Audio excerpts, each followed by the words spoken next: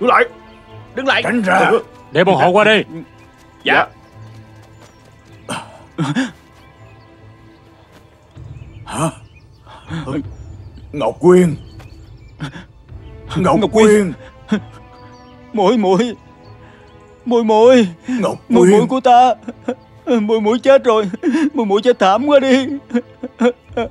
Muội Ngọc Quyên. Tướng quân đại nhân, xin ngài nén đau thương lại. Ngọc Quyên.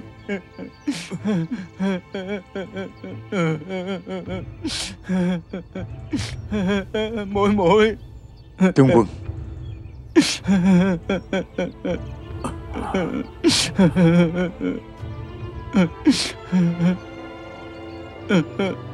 Người đâu? Đó. Lập tức đưa thi thể trở về. Mời Ngộ Tác ta tiến hành nghiệm thi. Dạ. Tướng quân đại nhân à, bổn phủ sẽ nhanh chóng điều tra nguyên nhân, lập tức bắt hung thủ về quy án, trả lại công bằng cho tướng quân đại nhân. Là kẻ nào đã giết nó? Ai đã giết Ngọc Quyên tàn nhẫn như vậy?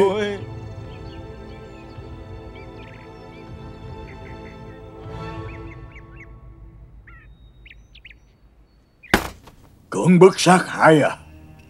Đúng vậy.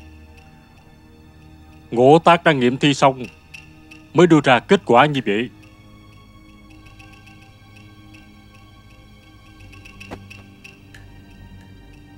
Tướng quân ngài phải bảo trọng. Hàng gia còn cần ngài, quốc gia cũng còn cần ngài. Một cô nương trẻ tuổi ngoan hiền đang sống yên lành, sao lại phải gánh chịu tai họa? Nói sao nó cũng là do ta chăm sóc nuôi dưỡng từ nhỏ, yêu thương nó giống như con gái ruột của ta. Sao ta có thể không đau lòng cho được? Hung thủ thực sự quá tàn ác. Không ngờ có thể ra tay độc ác với một cô nương yếu đuối như vậy. Là kẻ nào? Kẻ nào đã tàn nhẫn chà đạp nó như vậy? Thậm chí tới chết cũng không giữ tôn nghiêm cho nó. Cưỡng bức sát hại thủ đoạn tàn nhẫn, thật đáng khinh bỉ, người người căm phẫn. Nhất định là Tiêu Chính Hạo. Hắn đã làm vậy với Ngọc Quyên. Ngọc Long, nói vậy là sao? Cậu đừng vì đau lòng quá độ mà nói lung tung vu oan người khác. Ta không nói sai, chính là hắn. Giờ tí đêm qua Ngọc Quyên rời khỏi nhà là để đi gặp hắn. Con nói cho rõ ràng coi, có chuyện gì? Làm sao con biết rõ ràng như vậy? Là chính miệng Ngọc Quyên nói cho con biết. Nó nói là tới Hấp Tinh Đình để gặp Tiêu Chính Hạo.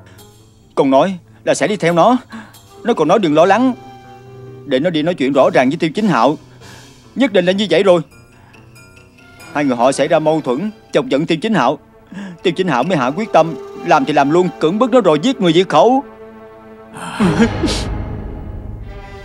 Tiêu Chính Hạo, ta phải giết chết ngươi. Tiêu Chính Hạo, Tiêu Chính Hạo, ngươi ra đây cho ta. Tiêu Chính Hạo, mau ra đây. Hàng Quy Diễn, ông đang làm cái gì vậy? Tiêu Huyền Phong, kêu con trai của ngươi ra đây. Chứ Chính Hạo. mẹ. Tiêu Chính Hạo, trả lại mạng cho Ngọc Quyên nhà ta. Hàng Quy Diễn, ông đừng có được nước làm tới ép người quá đáng. Dạng Nhi nhà ta chết rồi, con ta trúng độc bị thương, ta còn chưa tính sổ với ông. Ông còn lớn tiếng gán tội gì đó cho con trai ta là sao? Hỏi con trai của ông đó, nó đã làm cái gì? Nửa đêm hôm qua, Ngọc Quyên nhà chúng ta chết thảm ở Hấp Tinh Đình, bị người ta cưỡng bức sát hại. Hung thủ chính là con trai của ông. Ngọc Quyên chết rồi, sao lại như vậy? Sao có thể xảy ra chuyện này được? Ngươi còn đóng tuồng cho ai coi? Chính là ngươi. Ngươi là đồ mặt người giả thú không bằng cầm thú. Ta không có. Sao ta lại giết cô ấy được chứ? Ngọc Quyên tốt như vậy, lương thiện như vậy, ta trả ơn còn không kịp nữa. Sao có thể giết cô ấy được? Ngươi thấy nó xinh đẹp như hoa, nổi lòng ham muốn. Ngọc Quyên không chịu nên mới dùng vũ lực cưỡng bức nó. Rồi ngươi sợ nó sẽ nói ra tội của ngươi, nên ngươi mới dứt khoát tới cùng, cưỡng bức rồi hại nó. Ngươi là đồ hái hoa đạo tặc, thứ lòng lan dạ sói. Người của Tiêu gia các người cũng hiểu ra hết rồi chứ. Cái chết của Nhạn Nhi cũng là do hắn gây ra. Là cùng một thủ đoạn, tàn bạo không bằng cầm thú. Ta Nếu vậy thì bằng chứng đâu? Hãy đưa bằng chứng ra đây. Không có bằng chứng đừng có vu oan giá họa cho con ta. Bằng chứng? Ta chính là bằng chứng.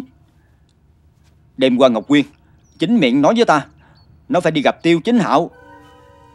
Bà tự hỏi lại con trai của bà đi. Nửa đêm hôm qua hắn đang ở đâu? Chính Hạo, con nói đi. Chính Hạo, con mau nói đi. Đêm hôm qua không phải con vẫn ở trong phòng của con sao? Chính Hạo. Con mau nói đi. Con... Chính Hạo à. Con nói đi. Chính Hạo. Nói mau. Con đã tới Hấp Tinh Đình. Hả? Hà tướng quân à, chuyện không phải như Cù Ngọc Long nói đâu. Người đúng là súc sinh. Dừng tay. Hai tướng quân, xin người bớt giận. Chính Người đâu? Hạo. Bắt lấy Tiêu Chính Hạo. Dạ. Chính Hạo. Mẹ. Chính Hạo. Giải đi. Mẹ. Chính Hạo. Đi, mẹ. Chính Hạo. Mẹ. Đi mau. Phu nhân, phu nhân, phu nhân, bà tỉnh lại đi. Phu nhân, bà tỉnh lại. Phu nhân.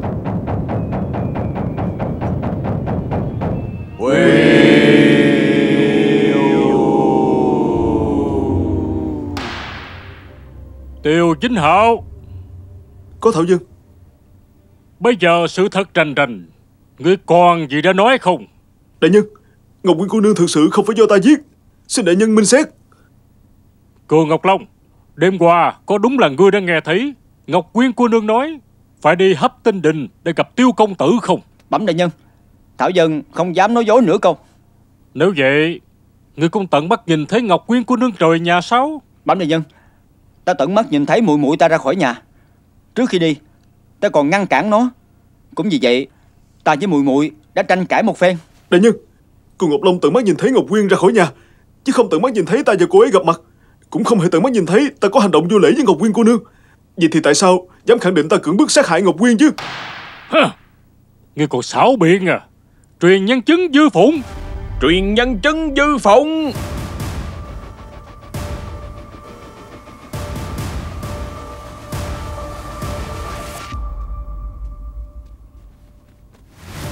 Dân phụ Dư Phụng khấu kiến tri phủ đại nhân.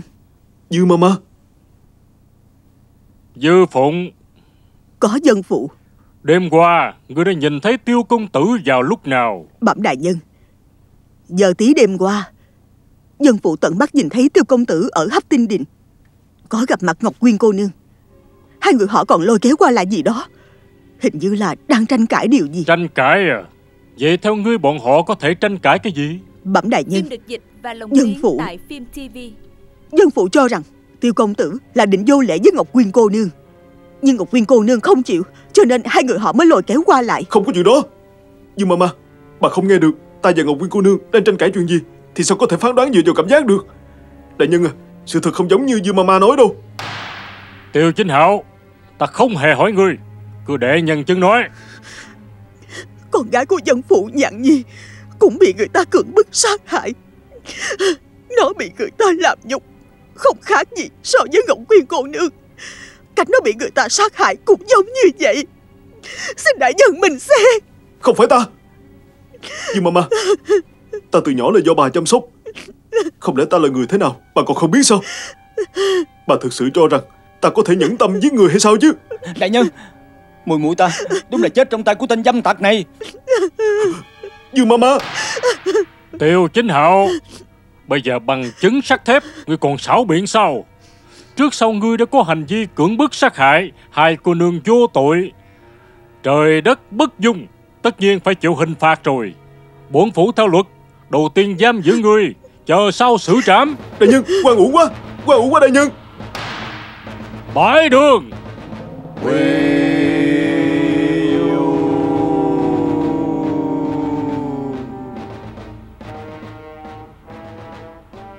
Dương đại nhân, ông đã bắt giam Tiêu Chính Hạo rồi à?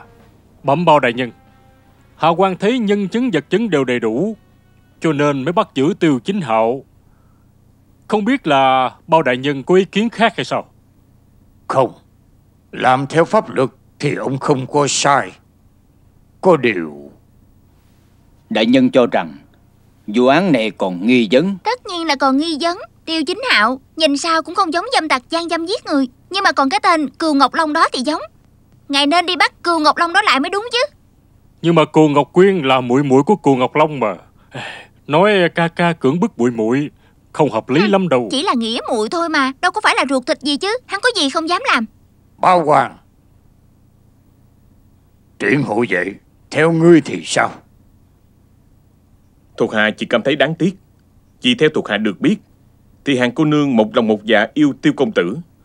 Thuộc hạ cũng luôn cho rằng Tiêu công tử này là một thanh niên trung hậu chính trực, xứng đáng gửi gắm trọn đời. Nhưng nay không ngờ là cậu ta lại là một tên sát nhân, khát máu, ham mê sắc đẹp. Bổn phụ cũng cảm khái như vậy. Mới 2 ngày trước, bổn phụ còn đang chuẩn bị xin hoàng thượng ban hôn để tác thành nhân duyên cho hai người. Không ngờ chưa tới 1 ngày mà Tiêu Chính Hạo đã phạm phải tội ác tày trời không thể tha thứ này. Có điều Tiêu tướng quân và Hàng tướng quân đó cũng thật sự cố chấp quá đáng. Bào đại nhân đã đưa ra mệnh lệnh mà hai người họ trở về, không ngờ lại không chịu nhắc tới một chữ với 2 đứa con của mình đó. Học trò cũng đang nghĩ rằng nay hoàng thượng hạ chỉ ban hôn, có khi nào liên quan tới vụ án mạng này không?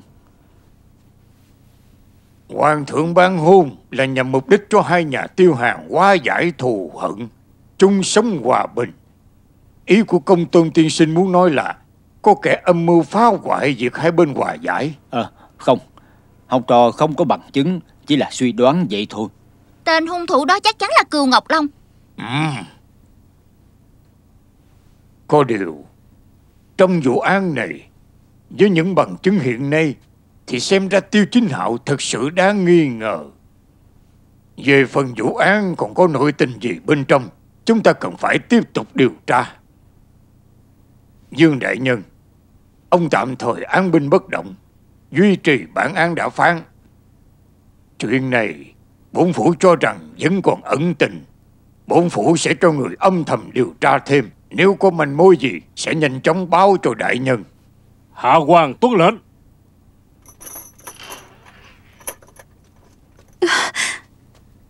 Cha. Con có thể ra ngoài rồi. Cha thực sự thả con ra sao?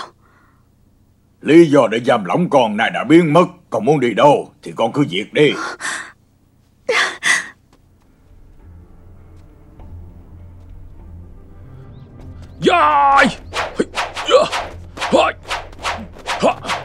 Tên cẩu tặc họ Hàng kia nộp mạng đi. Chính Hạo, để cha đi cứu con. Giết, cha sẽ đi cứu con. Lão già, lão già, lão già, lão già, ông đừng đi như vậy nữa mà, ta cầu xin ông. Con trai của chúng ta Chính Hạo bị giam vào đại lao chờ ngày xử trảm, sắp phải chết. Sao ông có thể phát điên trong lúc này được chứ? Nó bị vu oan mà lão già. Nó còn chờ ông đi cứu nó. Ông phải đi cứu nó, lão già. Lão già. Con trai chúng ta đang ở đó. Con trai qua đó rồi. Lão già. Bà yên tâm, nó không rời khỏi chúng ta đâu. Bà nhìn đi, nó đang cầm kẹo hồ lô kìa, còn đang chảy nước mũi. Lão già, ông không thể điên. Ngọc Hoa, ông Ngọc không Hoa, thể điên mà, con trai chúng ta còn chờ nhỏ ông này đi cứu không nó, lão lớn được già. đâu. Lão già. Qua đây con trai. Qua đây Chính Hạo, qua đây. Phu nhân, Dư Mama tới từ biệt người, xin người bảo trọng. Dư Mama, bà ở đây là... Chính Hạo. Không ra mặt làm chứng thì ta có lỗi với Nhạn Nhi, ra mặt làm chứng thì ta có lỗi với hai người. Giờ làm cho người nhà tan cửa nát. Ta không thể ở đây được nữa, không thể ở đây được nữa. Cậu xin người hãy cho ta đi đi. Ta cũng đã nói với bà, tuyệt đối không phải là Chính Hạo gây án. Bà cũng biết nó mà. Nó hiền lành, lương thiện, nhân từ. Sao có thể làm ra những chuyện tàn ác mất nhân tính như vậy được chứ?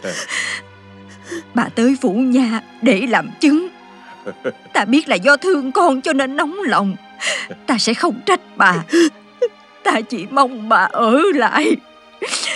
Bà cho Chính Hạo thêm một thời gian nữa. Ta nhất định sẽ nhìn thấy ngày chân tướng lộ ra, trả lại trong sạch cho Chính Hạo. Phu nhân, Chính Hạo ngồi tù sắp mất mạng rồi. Chính Hạo, dạo này ta không được khỏe. Lão gia thì điên khùng như vậy. Con trai của ta. Một gia đình yên ổn, người bị người ta vu oan, người bị bệnh, người bị điên. Nếu như bây giờ bà cũng bỏ đi, ta thực sự không biết mình nên làm thế nào nữa. Phim được dịch và lồng tiếng tại Phim TV.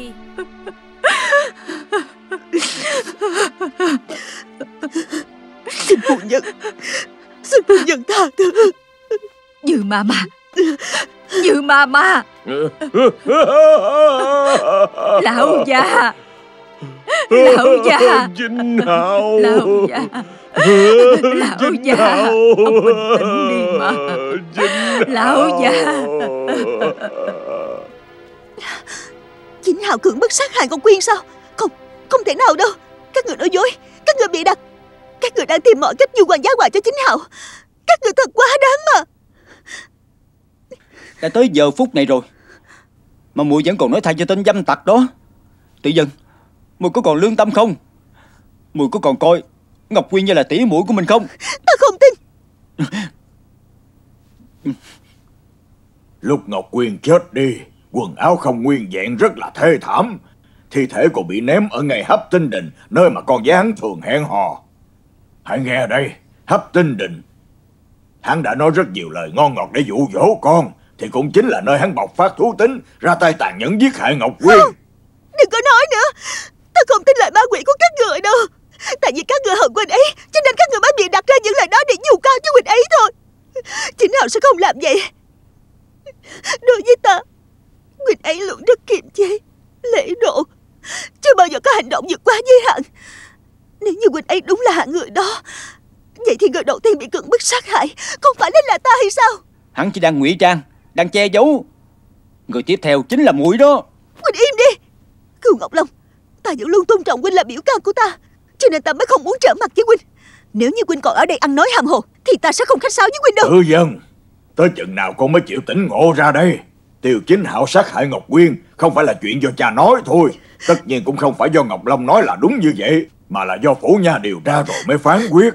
Bây giờ hắn còn đang ở trong đại lao chờ ngài xử trảm kìa. Nếu như con không tin, có thể ra ngoài hỏi thăm mà. Đúng đó, sao muội không tự đi hỏi rõ ràng? Không chỉ có Ngọc Quyên, mà cái chết của Nhạn Nhi cũng do hắn. Mẫu thân của Nhạn Nhi Dư Mama còn đích thân đứng ra làm chứng, vậy còn giả được sao? Không. Nè, Tử Dân.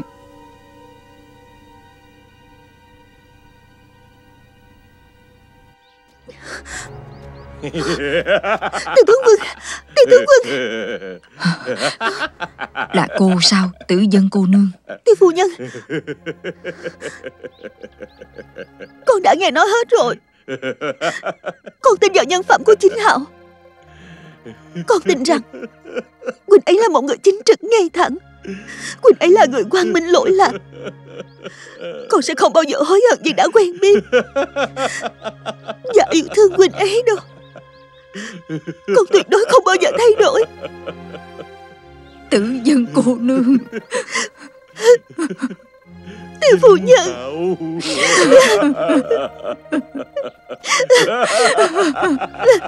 Tiêu phu nhân.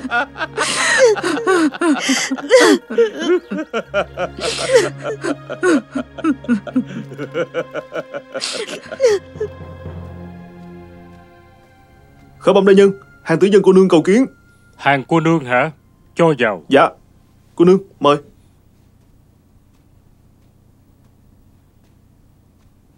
Hàng Tử Dân khâu kiến tri phủ đại nhân. Hàng cô nương, có chuyện gì sao? Cầu xin tri phủ đại nhân cho phép được thăm tù. Thăm tù hả?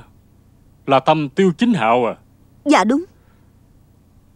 Theo luật thì tội phạm giết người trong khi bị giam giữ sẽ không được gặp ai. Hàng cô nương à, tức là bổn phủ không thể cho phép. Nhưng đại nhân, cầu xin ngài hãy làm ơn làm phước, cho ta gặp Quỳnh ấy một lần thôi. Ta sẽ rời đi nhanh thôi, không kéo dài lâu đâu. Hàng cô nương à, tình cảm của cô có thể nói là cảm động trời đất, cảm động nhật nguyệt. Nhưng mà ta nể tình cha cô mà phải nói, khuyên cô một câu này: quay đầu là bờ. Đừng phí hoài tình cảm của mình cho một tên tử tù bị người người căm giận, không có đáng đâu. Nhưng đại nhân, ý tốt của ngài Ta xin được nhận. Ta cũng sẽ khắc ghi trong lòng. Chỉ cầu xin đại nhân ngài hãy khai ân. Chỉ một lần thôi, cho ta gặp huynh ấy một lần, để trực tiếp hỏi huynh ấy một câu. Hỏi xong ta sẽ đi ngay. Ta không thể cho phép. Người đâu? Có. Tiễn Hàng cô nương. Dạ. Mời Hàng cô nương. Ta cầu xin ngài cho ta gặp Chính Hạo đi. Huynh ấy có quan tình muốn nói mà. Cho ta gặp Chính Hạo đi. Mời về. Dạ. Tri phủ đại nhân, cầu xin đại nhân cho ta gặp Chính Hạo đi. Chính Hạo, Chính Hạo, Chính Hạo, cho ta gặp Chính Hạo đi. Tử Dân. Chính Hạo. Tử Dân. Tử Dân. Chính Hạo. Tử Dân. Cho ta gặp Chính Là muội sao? đi. Có đúng là muội không Tử Dân? Thôi, đi về đi. Muội vẫn còn chịu tin ta. Chắc chắn là muội vẫn còn tin ta mà Tử Dân.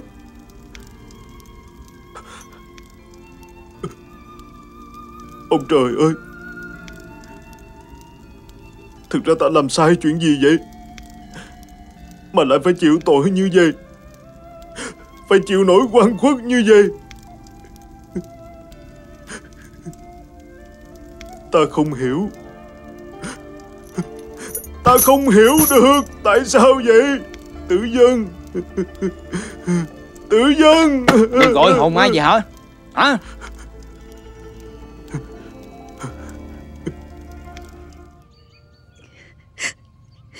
Ngọc Nguyên, tỷ tới để bái tế muội. Muội có nghe thấy tỷ đang nói chuyện với muội không? Nếu muội ở trên trời có linh thiêng thì xin muội làm ơn hiển linh đi. Muội hãy cho tỷ biết hung thủ chà đạp muội, sau đó còn giết hại muội thật ra là kẻ nào. Muội yên tâm, tỷ nhất định sẽ lấy đầu của hắn tới để bái tế muội.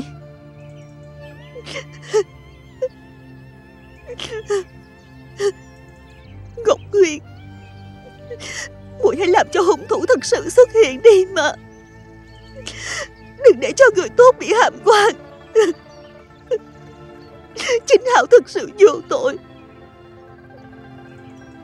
Tất cả mọi người đều không tin huynh ấy, nhưng mà chỉ có muội biết thôi. Muội biết huynh ấy bị oan mà. Phim được dịch và lồng tiếng tại Phim TV. Ngọc Huyền, muội hãy làm cho hung thủ thật sự xuất hiện đi. Trả lại công bằng cho Chính Hạo đi, Ngọc Huyền. Hàng Tử Dân, người nợ muội của ta một câu trả lời là muội thật quá đáng.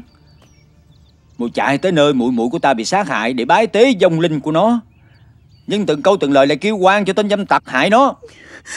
Muội có xứng đáng với muội của ta? Có xứng đáng với ta không? Cừu Ngọc Long, tại sao lúc nào Quynh cũng lén lút làm những chuyện không dám nói cho người khác biết như vậy chứ? Tất nhiên ta phải canh chừng muội, nếu không thì ta còn không biết muội dám chạy tới phủ nhà đòi thăm tù, còn tới trước mặt muội của ta ăn nói lung tung.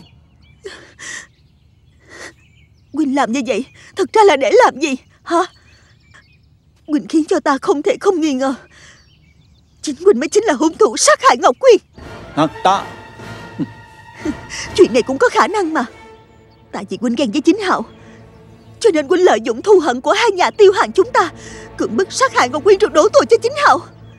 Để Chính Hạo vào đại lao xong là Quynh có thể được như ý nguyện rồi. Muội im miệng lại cho ta. Có đúng hay không trong lòng Quynh tự biết lấy, cần gì phải thẹn quá giận chứ. Câm miệng, không cho phép muội nói thêm câu nào nữa. Trong mắt của muội, ta thậm chí còn không bằng một tên dâm tặc hay sao? Ta không tin là ta không có được muội. Dù không có được trái tim muội, ta cũng phải có được con người muội. Tránh ra,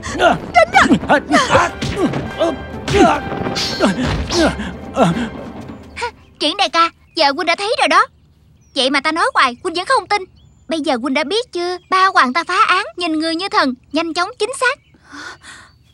Hàng cô nương, xin hãy cùng ta về gặp Bao đại nhân. Bao đại nhân? Chính là tam thúc của ta. Vậy là Chính Hạo được cứu rồi. Bao đại nhân bình xét, Chính Hạo chắc chắn là bị quan. Dân nữ ở đây cầu xin Bao đại nhân thăng đường sửa lại vụ án Tiêu Chính Hạo giết người, trả lại trong sạch cho Chính Hạo. Bao đại nhân minh xét. Lời tử dân cô nương nói hoàn toàn là thiên vị bao che. Cô ấy đã bị Tiêu Chính Hạo che mắt, vì yêu mà hồ đồ, đầu óc mất trí không rõ ràng, chỉ một mực bao che cho Tiêu Chính Hạo. Bao đại nhân xin ngài tuyệt đối đừng nghe lời cô ấy. Hai người đứng lên nói chuyện đi. Tạ ơn Bao đại nhân. Cù Ngọc Long, nếu đúng như người nói, bổn phủ còn phải hỏi người. Ở trong Hấp Tinh Đình, ngươi vô lễ với tử dân cô nương, muốn cưỡng ép cô ấy, ngươi giải thích sau đây. Ta bẩm Bao đại nhân, Thảo dân chỉ tại tức giận. Cô ấy chọc giận Thảo dân, nên Thảo dân mới nói không lựa lời, mới ra tay với cô ấy. Thảo dân vốn không phải loại người như vậy. Trước kia Thảo dân cũng chưa từng làm những chuyện như vậy. Ngươi nói dối, ngươi toàn làm những chuyện lén lút, ta đã bắt gặp rồi. Cô... Ta cái gì ta? Ngươi tốt nhất nên nhận tội, đừng có tìm cớ biện hộ cho mình. Cô Ngọc Long. Có Thảo dân. Ngươi hãy mau nói thật. Vào đêm Ngọc Quyên cô nương bị sát hại, ngươi đang ở nơi nào? Thảo dân tất nhiên là ở trong phủ của Dượng Thảo dân. Có nhân chứng không? Ta... Khởi bẩm đại nhân, Hàng tướng quân cùng với phó tướng quân Chu Tâm Kiều cầu kiến. Mau mời vào. Dạ. Mời Hàng tướng quân. Bái kiến Bao đại nhân. Bái kiến Bao đại nhân. Không cần đa lễ. Không biết hai vị tới đây là có chuyện gì? Chu phó tướng đặc biệt tìm tới đây để làm chứng cho cháu trai Mạc tướng Ngọc Long. Thúc. Bao đại nhân, Ngọc Long đúng là bị quan. Mạc tướng có thể làm chứng. Đêm xảy ra vụ án, Ngọc Long chưa từng rời khỏi Hàng phủ một bước, còn cùng với Mạc tướng ở trong phòng uống rượu tán gẫu rất lâu, tới mấy canh giờ. Ngươi có nhớ rõ là từ lúc nào tới lúc nào các ngươi mới chia tay? Ta nhớ rất rõ lúc đó phu gõ mõ mới gõ một tiếng, cho nên chắc là từ giờ tí tới giờ dần, ít nhất là trong 3 canh giờ liên tiếp. Đại nhân tuy rằng có ý xin hoàng thượng ban hôn, tác thành hôn nhân cho tiểu nữ và Tiêu công tử, ý tốt của ngài Mạc tướng không dám không nhận. Nhưng mà ta cũng phải thẳng thắn, Ngọc Long từ trước tới nay vẫn là con rể ưng ý nhất của ta. Ta cũng có ý sắp xếp cho tiểu nữ cơ hội ở riêng với nó. Cho nên nếu như ở Hấp Tinh Đình nó quá xúc động khó kiềm chế được bày tỏ tình cảm thì cũng là lẽ thường tình. Luật pháp đề cao tình người, mong rằng Bao đại nhân khai ân. Nếu Hàng tướng quân đã nói như vậy, Cù Ngọc Long không có chứng cứ phạm tội, Hàng tướng quân tất nhiên có thể đưa về phủ được rồi. Đa tạ Bao đại nhân.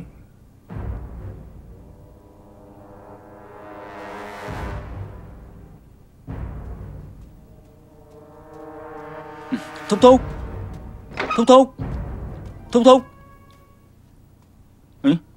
Kỳ lạ vậy, mới về phủ đã chạy đâu rồi?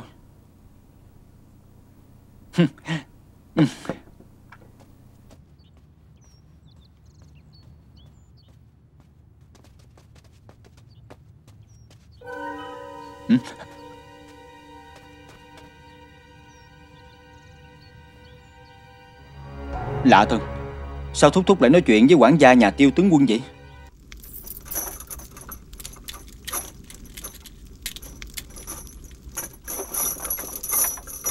Được. Nè, ăn đi, mau lên.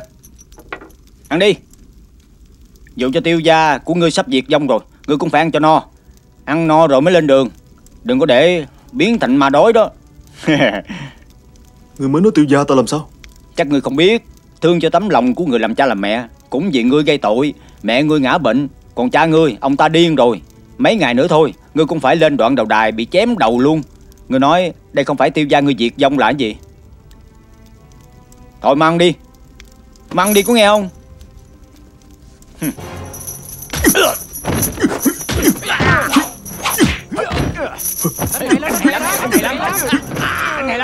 Hay lắm. Trong kẻ gì thả bồ đà dơi. Ta ra bên đây nè.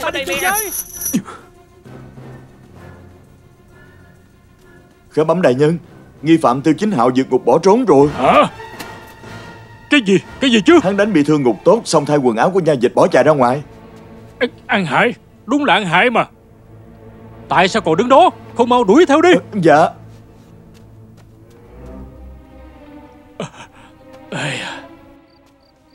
Tiêu Chính Hạo vượt ngục bỏ trốn mà. Hào Quang bất tài, Hào Quang đã chết, xin đại nhân tha tội. Tiêu Chính Hạo này hành động như vậy đúng là tự hủy hoại mình. Dù có bao nhiêu oan khuất cũng khó mà làm cho người trong thiên hạ thông cảm được. Bằng chứng xác thực, Quang ở đâu ra? Hắn vượt ngục bỏ trốn, chứng minh là hắn sợ tội mới bỏ trốn như vậy đó. Công Tôn tiên sinh nghĩ thế nào?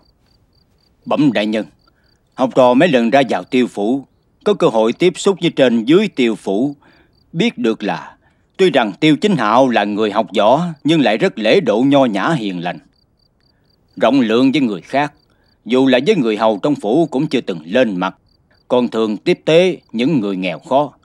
Do đó, học trò cho rằng một người hiền lành đức độ như vậy hoàn toàn trái ngược với hành vi ngày hôm nay, không thể nào không nghi ngờ bên trong đó phải có nội tình. Đây cũng là điều bổn phủ đang cân nhắc. Nếu hắn bị oan thì đứng ra kêu oan chứ. Hắn đánh bị thương nha dịch rồi bỏ trốn, không coi dương pháp ra gì, là hành động bạo ngược. Bổn phủ đã dằn thiên la địa võng, thề quyết phải bắt được hắn trở về, tội tăng thêm một bậc, chém đầu thì chúng. Tự cổ chi kim, có bao án oan không thể rửa sạch. Thường nói quan ép dân phản cũng chính là đạo lý này. Tiêu Chính Hạo vượt ngục bỏ trốn tất nhiên là sai, nhưng nếu quan phủ đổ quan cho người tốt, như vậy thì lại càng không nên. Ý đại nhân muốn nói là bổn phủ chỉ mong trong lúc Dương đại nhân truy bắt Tiêu Chính Hạo, phải dùng trí dùng mưu, tránh xảy ra chuyện quan ép dân phản. Tiêu Chính Hạo vượt ngục bỏ trốn, trong lúc bi phẫn không còn lý trí, cũng thiếu kiềm chế, rất có khả năng sẽ làm tổn thương người khác, gây ra chuyện đáng tiếc hơn nữa. Hạ quan đã biết rồi. Vậy thì bây giờ nên làm sao mới tốt đây chứ? Đại nhân, Tiêu Chính Hạo có tình sâu nặng với Hàn Tử Dân. Thuộc hạ cho rằng một khi Tiêu Chính Hạo vượt ngục thành công, người đầu tiên cậu ta tới gặp có thể là Hàn Tử Dân. Đúng vậy, có khả năng này.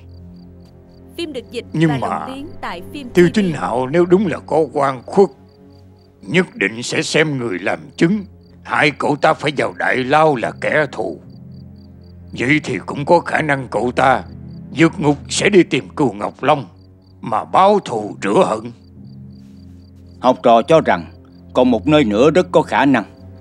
Tiêu Chính Hạo là người hiếu thảo, từ ngày vào ngục không còn tin tức, ai ai cũng hiểu lòng mong nhớ cha mẹ. Vì vậy học trò cho rằng một khi cậu ta vượt ngục thành công sẽ lập tức trở về nhà thăm cha mẹ. Triển hộ vệ, đại nhân, hãy tới những chỗ Tiêu Chính Hạo có thể đi, khám xét cẩn thận, nếu thấy người thì bắt về quy án. Dạ đại nhân.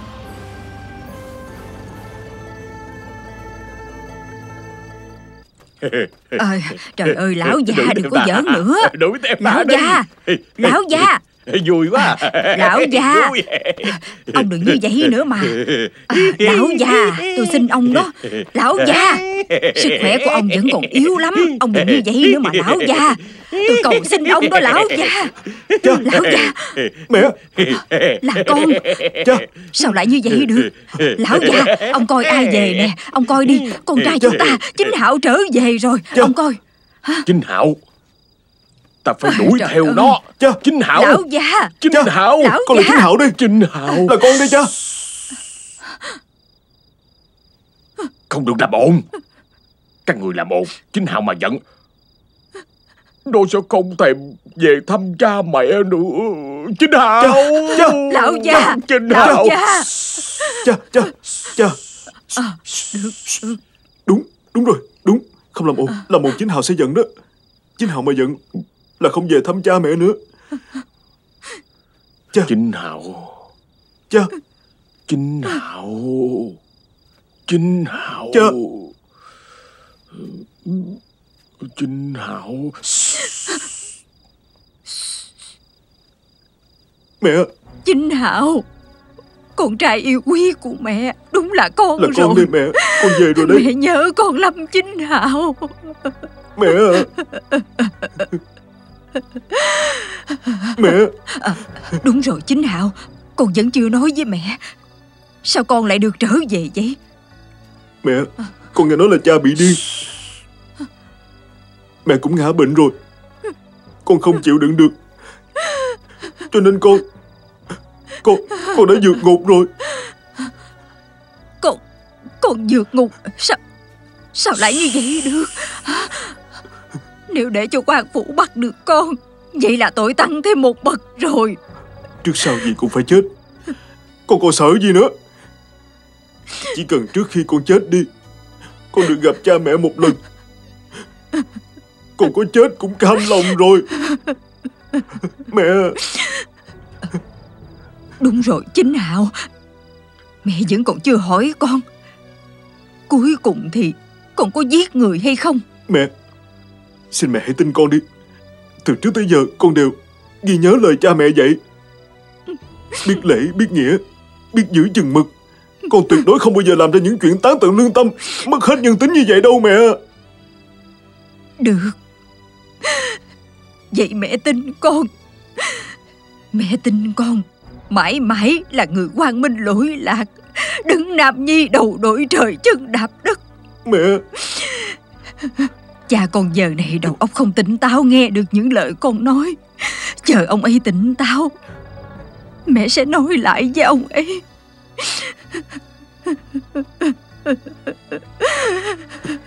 Cha, tại con bất hiếu đã hại cha biến thành như vậy.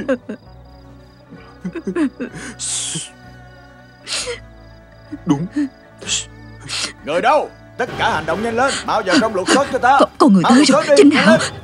Mẹ, con phải đi trước một bước rồi. Mẹ nhớ giữ gìn sức khỏe. Nếu như con bất hạnh chết oan, ân tình của cha mẹ chờ kiếp sau con sẽ đền đáp. Cha. Được rồi, đủ rồi con. Mẹ. Đủ rồi mà, con mau đi đi, nếu không là không kịp nữa. Đi đi. Mẹ. Đi mau lên, đi đi. Tiêu Chính Hạo đâu? Con trai của ta bị các người bắt giữ phán tội tử, còn đang giam ở trong đại lao. Ta chưa tới đòi các người thả nó. Tại sao các người lại chạy tới nhà ta đòi? Khám xét hết cho ta, nhanh lên. Dạ.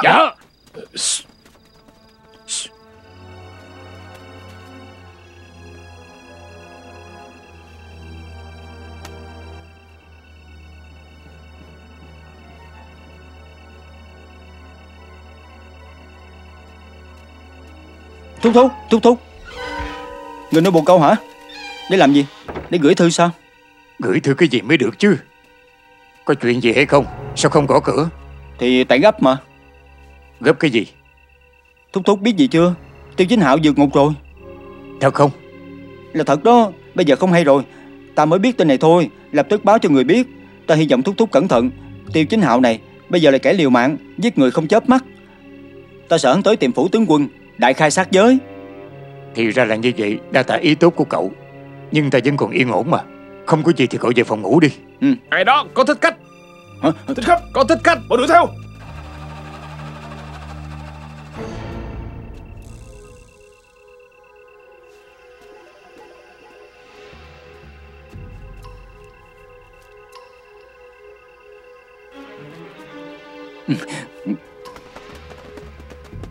Bắt được thích khách không? Báo cáo không có. Các người lui xuống. Dạ.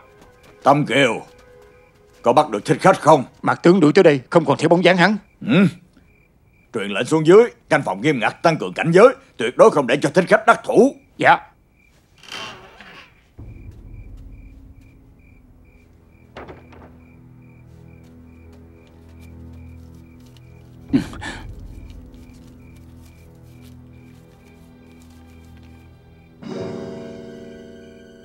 Quan binh huyện Lộc, quân kỵ rối loạn, thời cơ không thể mất. Chờ tin tốt ngày sau, phải chọn ngày sớm tấn công vào thành, khải hoàn trở về.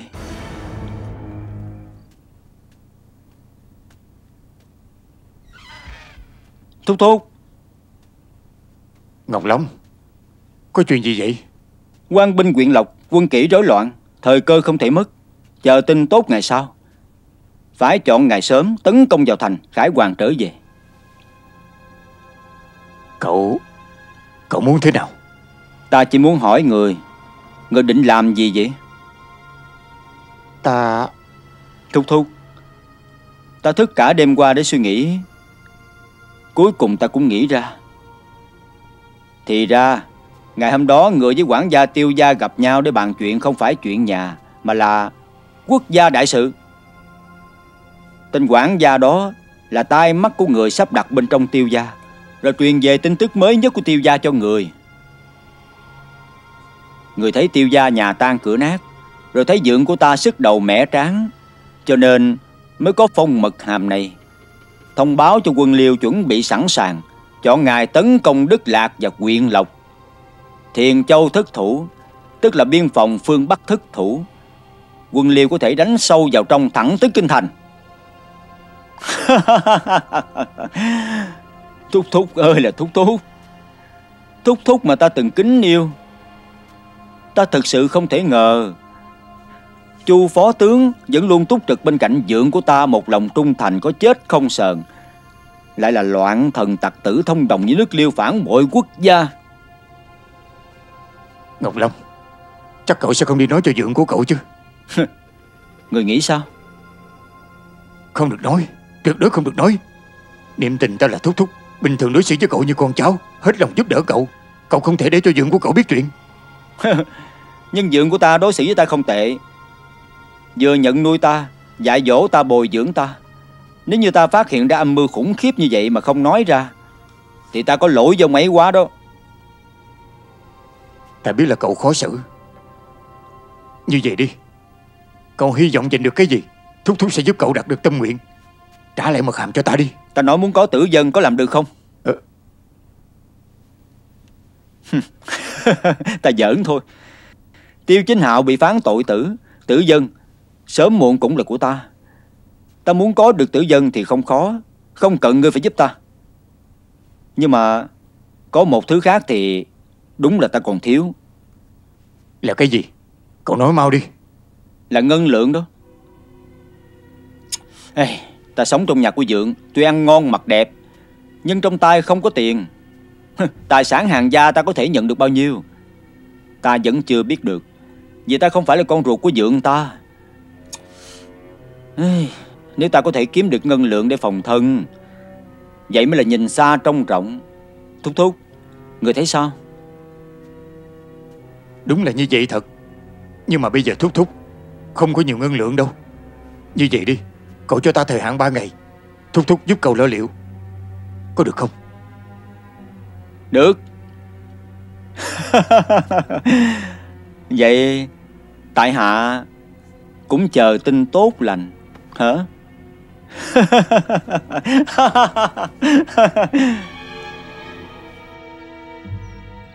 Hàng phủ.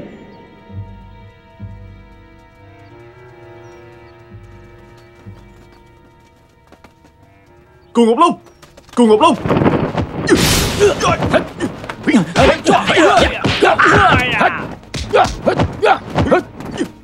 Tiêu Chính Hạo, quả nhiên là ngươi đã xuất hiện. Ngươi là đồ súc sinh. Chính ngươi sát hại Nhạn Nhi không nói, còn cưỡng bức sát hại cả chính muội muội, rồi vu oan giáo họa cho ta. Ngươi còn dám ngang nhiên không biết xấu hổ lên công đường của phủ nhà làm chứng tố cáo ta. Hôm nay ta phải giết ngươi, báo thù cho Nhạn Nhi và Ngọc Quyên. Giết ta? Ngươi tưởng giết ta dễ sao? Đừng quên trên lôi đài tỷ võ chiêu thân ngày đó, ngươi là kẻ thất bại dưới tay ta. Ngày tỷ võ chiêu thân ta bại dưới tay ngươi, đó là bởi vì ngươi có cặp hổ đầu câu tẩm độc. Bây giờ ngươi không có hổ đầu câu trong tay, để ta xem thử ngươi còn ngông cuồng bao lâu.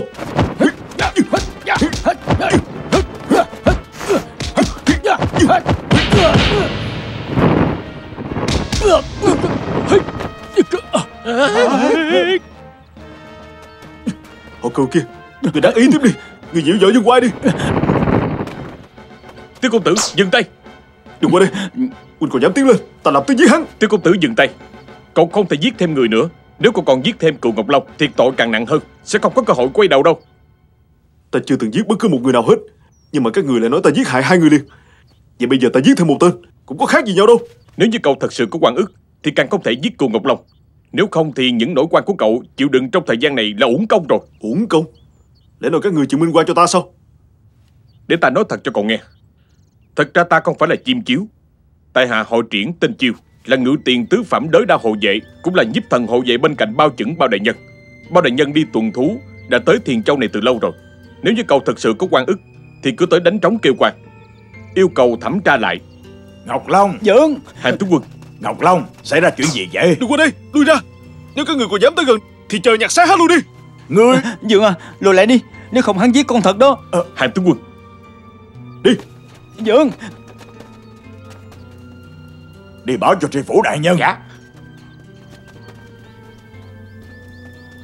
Đi.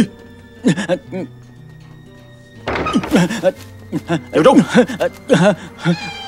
Tiêu Chính Hạo, thực ra ngươi muốn gì chứ? Ta không có giết người, thật đó. Nhưng đổ quan cho ta như vậy là không công bằng. Không công bằng? Ngươi mà cũng biết cái gì là oan uổng sao? Ngươi cũng biết cái gì là bất công sao? Cuối cùng ngươi cũng nếm được mùi bị người ta vu oan giáo họa, khóc không thành lời, đau đớn không sống nổi, có đúng không? Vậy ngươi từng nghĩ tới ta chưa? Lúc các ngươi vu cáo ta, đổ oan cho ta, các ngươi gán cho ta tội danh mà ta chưa từng làm. Ta cũng rất bất bình, cũng đau khổ, ngươi không biết sao? Nhưng mà đúng là ta thấy Ngọc Quyên rời khỏi nhà, nó nói là đi gặp ngươi. Vậy ngươi có tận mắt chứng kiến là ta cưỡng bức sát hại cô ấy không? Ta không có thấy. Vậy tại sao ngươi khẳng định là ta giết chết Ngọc Quyên chứ? Ta không thể khẳng định. Nhưng mà ta ghen ghét ngươi, ta hận ngươi. Tử Dân yêu ngươi, Ngọc Quyên cũng yêu ngươi. Ta không thể chịu đựng được nữa. Chỉ cần nghĩ tới điều đó là ta muốn phát điên. Chỉ vì ngươi ghen ghét ta thôi mà ngươi hủy hoại ta, không tiếc hại ta phải nhà tan cửa nát. Ta biết ta sai rồi. Ta không có bằng chứng xác thực, ta không nên đứng ra tố cáo ngươi. Phim được dịch và lồng tiếng tại Tiêu công tử, TV. coi như ngươi tội nghiệp ta. Ta không cố ý làm tổn thương ngươi. Ngươi đừng nói nữa, ngươi đừng có nói nữa. Hàn tướng quân. Tình hình sao rồi? Tiêu công tử. Hàn tướng quân, lẽ ra ngài nên hỏi ý của ta trước rồi mới đi thông báo cho phủ nhà. Ngài làm như vậy chỉ khiến mọi chuyện rắc rối hơn. Đã tìm thấy tội phạm sao lại không báo cho tri phủ đại nhân chứ? Nhưng mà tình hình của cậu ta khác biệt. Bây giờ cậu ta đang giữ cháu ruột của ngài làm con tin. Lẽ nào Hàn tướng quân không cần mạng sống của cháu mình nữa? Hàn tướng quân. Tiêu công tử, chúng ta biết cậu đang ở bên trong. Cậu hãy bình tĩnh, suy nghĩ thật kỹ. Cậu không thể trốn thoát được. Sao cậu không ra tự thú? Nếu cậu thật sự có quan tình gì, Triển Chiêu có thể dẫn cậu tới gặp Bao đại nhân kêu quan. Tiêu công tử, cậu có nghe rõ không? Bất cứ ai trong các người dám xông vào đây, cô Ngọc Long chắc chắn phải chết. Các người đừng thử thách lòng quyết tâm của ta, đừng có ép ta. Cùng lắm thì ta và cô Ngọc Long chết chung với nhau thôi. Tiêu công tử, tuyệt đối không được manh động. Không được vào đây. Cứ kéo dài như vậy phải giằng co tới chừng nào đây? Hàn tướng quân, Triển Chiêu có kế này. Người cứ nói. Có thể mời Tử Dân cô nương tới đây nói chuyện với Tiêu công tử không? Có thể sẽ thuyết phục được Tiêu công tử buông vũ khí thả con tin. Cần gì làm chuyện dư thừa như vậy? Cha ơi! Ê, con tới đây làm cái gì? Chính Hạo ở trong đó phải không cha? Con muốn gặp cô ấy. Tử Dân cô nương, con không được manh động. Tiêu công tử, Tử Dân cô nương tới rồi. Tử Dân, cậu có muốn gặp cô ấy không? Cậu muốn nói chuyện với cô ấy không? Chính Hạo, muội là Tử Dân. Huynh có nghe thấy muội đang nói không? Chính Hạo, huynh tuyệt đối đừng làm chuyện ngu ngốc. Muội tin là huynh bị hãm quan mà. Nỗi oan của huynh rồi sẽ có ngày được rửa sạch. Huynh đừng tuyệt vọng, cũng đừng tự đi vào đường cùng mà Chính Hạo. Chính Hạo, huynh trả lời muội đi Chính Hạo. Tử Dân, hôm nay đi tới bước đường này rồi là huynh đã đi vào con đường cùng. Huynh không muốn liên lụy tới muội, huynh không muốn giữ bất cứ gì liên hệ với muội. Muội về đi, hãy quên huynh đi. Muội về đi. Tiêu công tử, cứ lại, ta không tin tưởng bất kỳ ai hết. Các người đừng hòng tiến lại gần căn nhà này, bằng không thì đừng trách đau của ta không có mắt. Ta chỉ tin vào ân nhân của ta. Nếu các người tìm ân nhân của ta tới đây nói chuyện, ta đồng ý gặp ông ta. Ta có chuyện cần hỏi. Nói mau, ân nhân của cậu là ai? Chu Tâm Kiều, chu phó tướng. Cái gì? Ngươi muốn gặp chu Thúc Thúc sao? Không phải chuyện của ngươi, câm miệng đi. Các người nghe rõ chưa? Mau đi đi. Hắn muốn gặp chu phó tướng thì đơn giản, ta cho người mời tới đây là được. Mau đi mời chu phó tướng tới đây. Dạ.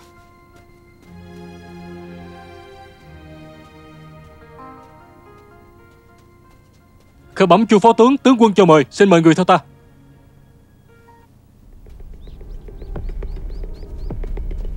Tâm Kiều, Trung quân, hắn không muốn gặp cả tử dân lại đòi gặp ngươi. Ngươi vào trong khuyên nhủ hắn, kêu hắn thả Ngọc Long ra đi. hắn là Tiêu Chính Hạo của Tiêu gia. Đúng vậy, cậu ta chỉ tin một mình ông thôi. Thúc Thúc, tất cả đành phải nhờ vào người. Người nhất định phải khuyên Chính Hạo buông vũ khí xuống, tuyệt đối đừng gây ra thêm sai lầm nữa. Ta biết rồi. Tướng quân, thuộc hạ sẽ không phụ kỳ vọng. Tiêu công tử, ân nhân của cậu tới rồi, cậu cho ông ta vào trong được không?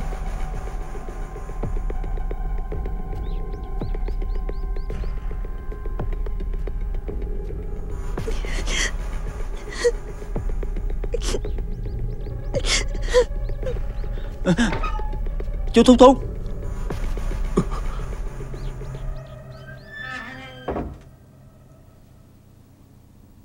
Chính Hạo,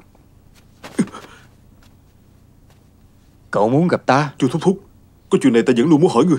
Ngày hôm đó người hẹn ta giờ tí ra Hấp Tinh Đình để chờ tử dân, nhưng mà người tới là Ngọc Nguyên, còn tử dân đâu? Hả? Nói vậy là hắn với tử dân muốn bỏ trốn, cũng do người sắp xếp. Chu Thúc Thúc,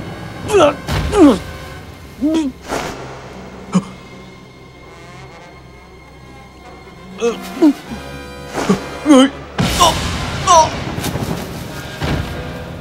Chính Hạo, cậu đừng giết thêm người nữa. Cậu đừng giết thêm người nữa.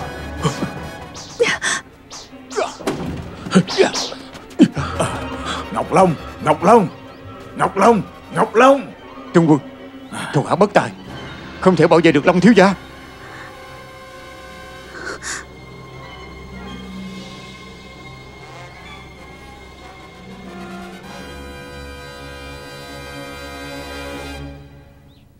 Tiêu Chính Hạo, không lẽ nào ta đã thực sự nhìn lầm huynh sao? Ta...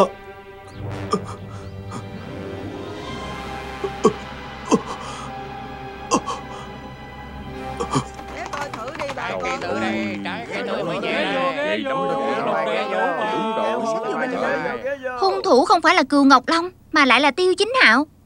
Nhưng ta không thể nào nhìn lầm người được mà. Bao cô nương à, lần này cô sai lầm nghiêm trọng rồi. Hắn không chỉ liên tục sát hại 2 cô nương, còn thêm Cừu Ngọc Long, tổng cộng là 3 người rồi đó. Triển hộ vệ, Đại nhân, lúc nãy ngươi nói là trong lúc các người truy bắt Tiêu Chính Hạo, cậu ta có nói chu phó tướng là ân nhân của cậu ta. dạ đúng, mà cậu ta không chỉ nói một lần. Như vậy thì đây là một manh mối quan trọng. Nhất định phải điều tra rõ mối liên hệ giữa 2 người này. Vì sao lại gọi là ân nhân? Dạ. Đại nhân, Công Tôn tiên sinh, kết quả nghiệm thi sao rồi? quả nhiên là giống hệt vết thương của 2 vị cô nương Nhạn Nhi và Ngọc Quyên. Đều là do kim cương chưởng đã thất truyền từ lâu trên giang hồ gây ra, đánh vào ngay giữa ngực và bụng, lục phủ ngũ tạng vỡ nát. Triển hộ vệ, thử điều tra Tiêu Chính Hạo có từng bái sư ở đâu để học kim cương chưởng chưa? Dạ. Vụ án này còn một nghi vấn, đó là từ dấu tay trên cả 3 thi thể cho thấy hung thủ chắc là dùng tay trái. Thuận tay trái hả? Đại nhân, thuộc hạ tuy chưa từng so chiêu với Tiêu Chính Hạo, nhưng cũng đã thấy cậu ta tỉ võ. Ta nhớ là cậu ta chỉ toàn dùng tay phải. Ồ, Tiêu Chính Hạo không thuận tay trái. Như vậy hung thủ vụ án này là kẻ khác rồi. Ê, nói không chừng bình thường hắn dùng tay phải, còn tới lúc đi giết người, hắn đổi qua dùng tay trái thì sao đấy? Đại nhân, đại nhân, đại nhân, không hay rồi.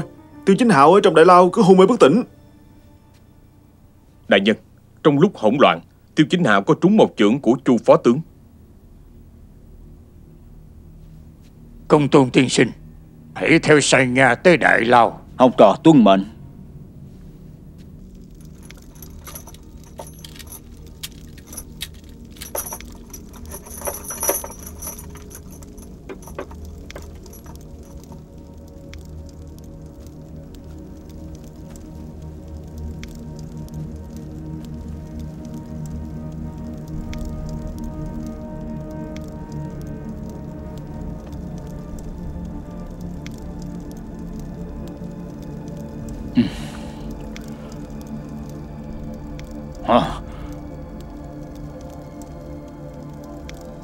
Phim được dịch và lồng tiếng tại Phim TV.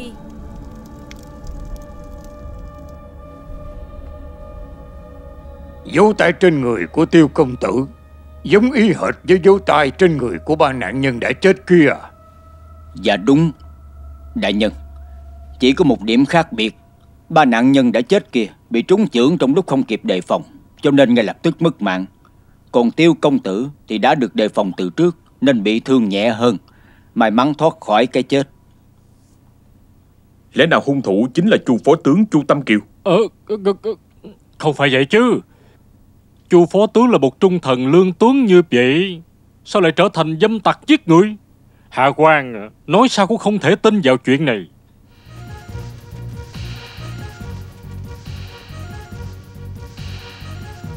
Triển hộ vệ, cậu đây là... Bao đại nhân có lệnh bắt giữ nghi phạm Chu Tâm Kiều về quy án. Hả? Giờ ngọ ngày mai có thể xuất quân đánh. Chu Tâm Kiều,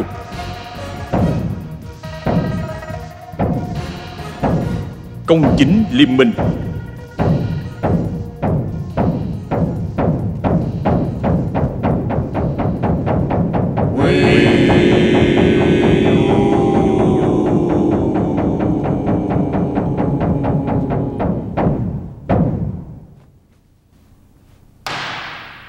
Chu Tâm Kiều, có mặt tướng. Cù Ngọc Long có thù oán gì với ngươi mà ngươi lại ra tay giết chết cậu ta? Bẩm đại nhân, Cù Ngọc Long là do Tiêu Chính Hạo giết, không liên quan tới mặt tướng. Chuyện tới nước này, ngươi còn định ngụy biện, không chịu nhận tội. Người đâu? Có. Truyền nhân chứng Tiêu Chính Hạo. Dạ. Truyền Tiêu Chính Hạo. Bẩm đại nhân, nhân chứng đã tới.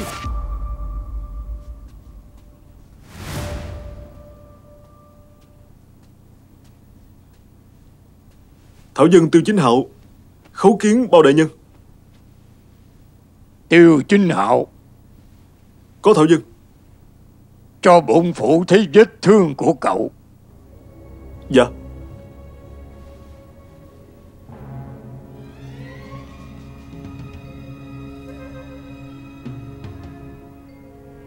Công tôn tiên sinh. Dạ. Vết thương của Tiêu Chính Hạo là do kim cương chưởng gây ra, đánh bằng tay trái.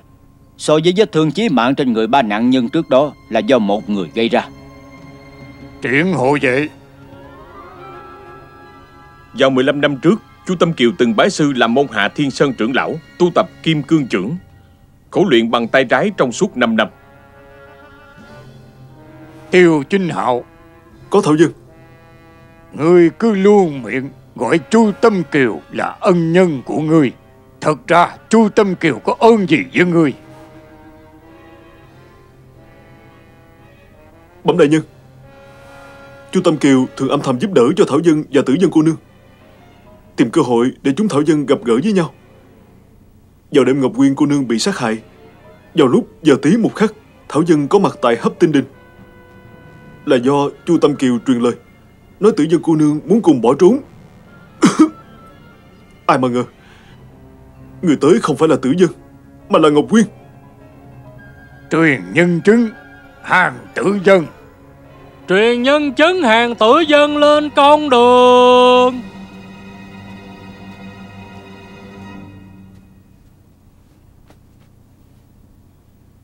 Dân nữ hàng tử dân khấu kiến bao đại nhân. Hàng tử dân. Có dân nữ. Vào đêm Ngọc Quyên cô nương bị sát hại, cô đang ở đâu? Có từng nhận được chỉ thị của Chu Tâm Kiều để tới Hấp Tinh Đình không? Vào đêm đó, dân nữ còn bị giao nhốt ở trong khuê phòng, vẫn luôn chờ Chu Tâm Kiều tới cứu dân nữ ra. Nhưng chờ suốt một đêm vẫn không thấy bóng dáng người đâu. Truyền nhân chứng Hàng Quy Diễn. Truyền nhân chứng Hàng Quy Diễn lên công đường.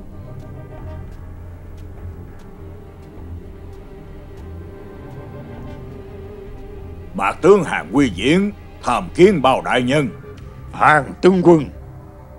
Tướng quân có nhớ chuyện xin hoàng thượng ban hôn hay không? Mạc tướng không dám quên. Chuyện này vì ngài không cam lòng, cho nên vẫn giữ bí mật không chịu cho lệnh ái biết. Nhưng mà có kẻ thứ ba nào biết không? Mạc tướng không muốn chuyện này lan truyền ra ngoài, cho nên chỉ nói với phó tướng Tâm Phúc là Chu Tâm Kiều thôi. Ngài còn nhớ ngày tháng chính xác không? Nhớ rất rõ ràng.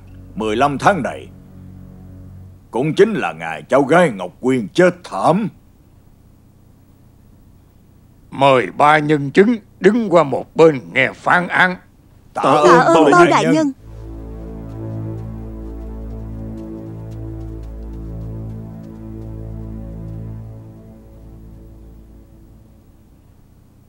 Chu Tâm Kiều, theo lời của nhân chứng, bổn phủ suy đoán từ trước tới nay ngươi tìm cách giúp đỡ hai đứa trẻ là giả, cố ý gây thù hận giữa hai nhà Tiêu Hàn là thật. Do đó, ngươi biết được tin hoàng thượng hạ chỉ ban hôn, ngươi mới đi trước một bước để gây án, hẹn Tiêu công tử tới Hấp Tinh Đình, nhưng lại không báo cho Tử Dân cô nương. Ngược lại xúi dục Ngọc Quyên cô nương tới đó. Tiêu công tử từ chối lời tỏ tình của Ngọc Quyên cô nương, sau đó tranh cãi một phen rồi bỏ về nhà. Vậy là ngươi đã tìm ra cơ hội.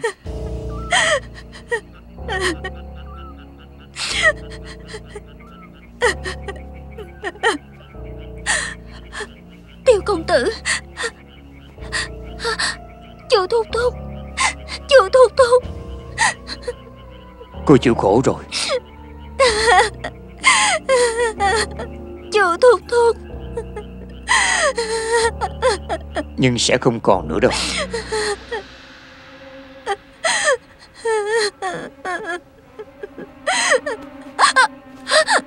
Chu Thúc Thúc, người ta cũng giống vậy thôi. Đừng mà, đừng mà. Sau đó ngươi lợi dụng thần không biết quỷ không hay giá họa cho Tiêu công tử. Chu Tâm Kiều, ngươi đúng là súc sinh mặt người giả thú, uổng công ta đối đãi với ngươi như vậy. Chu Tâm Kiều, bức mật hàm này được tìm thấy trên người nạn nhân Cù Ngọc Long. Chữ viết trên đó giống hệt với mật hàm tịch thu được từ trong tay của ngươi. Đều là do ngươi đích thân viết rồi gửi cho tổng binh của nước Liêu, cho quân Liêu biết ngày tháng và tuyến đường để mà tấn công. Chu Tâm Kiều, thông đồng nước Liêu diệt Đại Tống ta để cho ngươi có thể hưởng vinh hoa phú quý. Đây mới là âm mưu chân chính của ngươi. Phim được dịch Này, đồng tiếng tại bằng phim chứng TV. xác thực, ngươi còn gì để nói nữa không?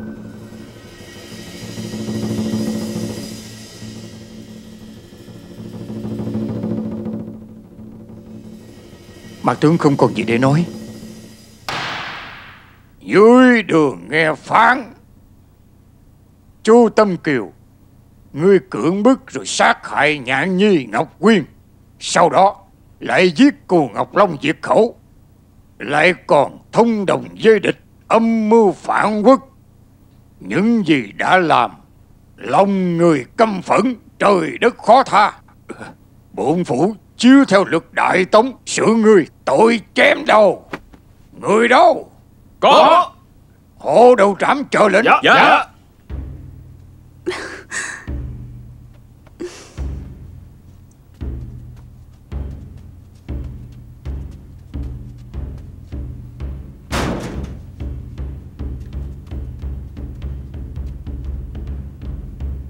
Khai đao.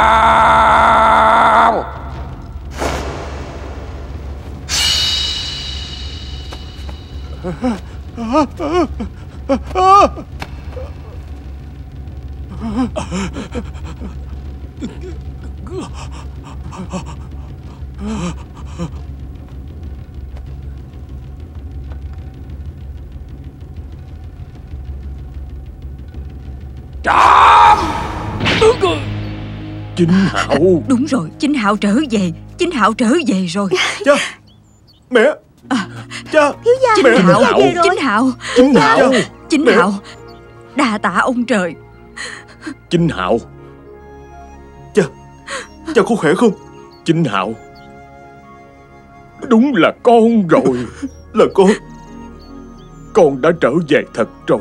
Con nói về rồi. Con sẽ không bao giờ rời khỏi cha nữa chứ? Không đâu, con sẽ không bao giờ rời xa cha mẹ nữa. Hàng tướng quân hôm nay tới thăm, có chuyện gì hay không? Mạc tướng tới đây thỉnh giáo. Hoàng thượng ban hôn, không biết khi nào thì thánh chỉ sẽ tới. Tuy Chu Tâm Kiều đó đã trả giá, nhưng mà trong lòng Mạc tướng vẫn rất áy náy. Hắn ở bên cạnh Mạc tướng, bài mưu tính kế, tìm đủ mọi cách gây tội ác lâu như vậy mà không bị phát hiện. Cũng đều là do lợi dụng thù hận giữa hai nhà Tiêu Hàn làm bình phong che giấu cho mình thôi. Đúng là vậy. Bổn phụ cũng phải nói thật. Xét bề ngoài mà nói, kẻ sát hại Nhạn Nhi và Ngọc Quyên là Chu Tâm Kiều.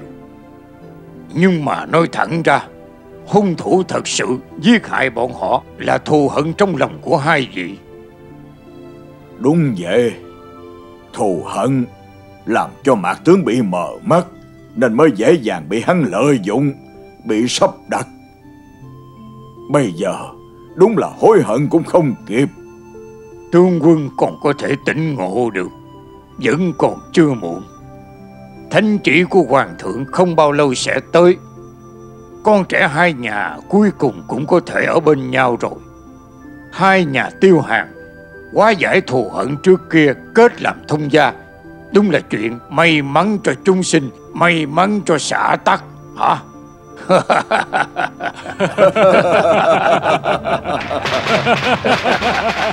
Tiêu phủ.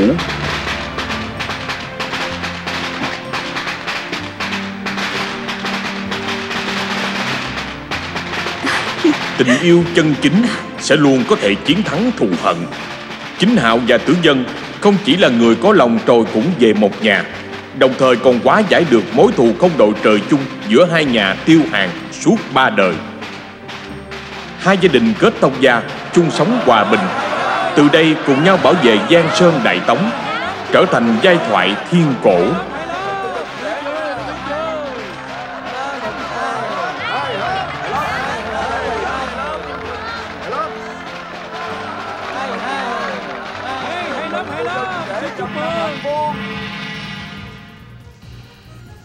Con đường đi tuần thiên hạ dài dằng dặc. Long đầu trảm, hổ đầu trảm, cẩu đầu trảm, làm cho kẻ ác nghe mà khiếp sợ. Bao Công, Triển Chiêu, Công Tôn với con mắt tinh tường bảo vệ chính nghĩa khắp thiên hạ. Trên đời luôn luôn có những vụ án oan, chỉ có Bao Thanh Thiên, Thiết Diện Vô Tư mới rửa sạch được oan ức, để công lý được trường tồn.